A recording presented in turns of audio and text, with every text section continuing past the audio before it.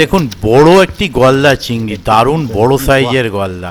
এছাড়া অন্যান্য বিভিন্ন সাইজের গলদা চিংড়ি, 2-2.5 কিলোর কাতলা, অন্য অন্য সাইজেরও কাতলা মাছ রয়েছে। রোজিনাস ক্লাবের সমস্ত মৎস্য শিকারী বন্ধু এবং ভিউয়ার্স বন্ধুদের স্বাগত।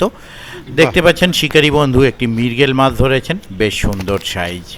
তো যাই হোক, এই যে সুন্দর মাছ, এই মাছ ধরার প্রবেশ মূল্য হচ্ছে মাত্র 800 টাকা।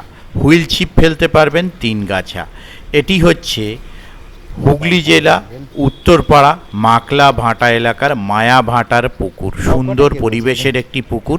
এই পুকুরে আমি গিয়েছিলাম, এটি ছিল আজকে পাশের দ্বিতীয় দিনে সেই রকম মাছ খাইনি, তবুও কিন্তু শিকারী বন্ধু যে ধরনের মাছ খেয়েছে, গলদা চিংড়ি, কাতলা, রুই, মৃগেল, বাটা, তাতে কিন্তু মানে অখুশি আছেন কোনো শিকারী বন্ধু কিন্তু আমি দেখতে পাইনি।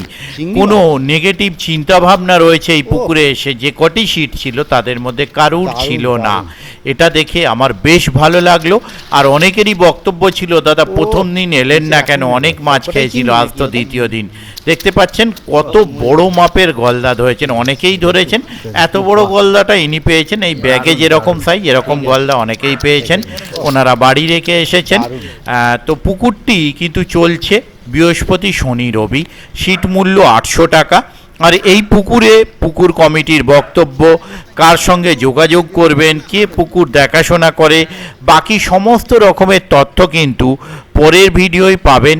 আমার চ্যানেলে নয়, ওনাদের নিজস্ব যে চ্যানেল, সেই চ্যানেলের মাধ্যমে আপনাদের সঙ্গে শেয়ার করব।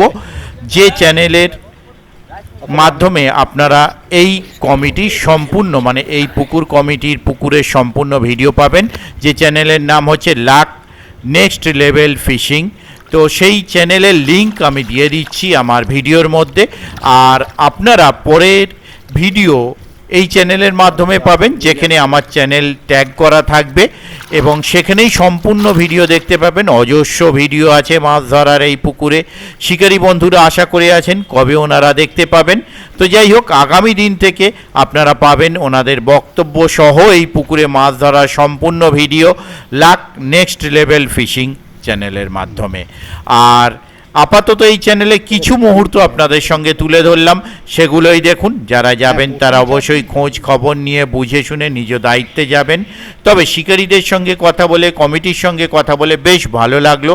এবং পরিবেশটা সম্পূর্ণ ভাটা এলাকা, জনবসতি থেকে একটু বিচ্ছিন্ন ফাঁকা এলাকা, মানে ইট ভাটা এলাকা।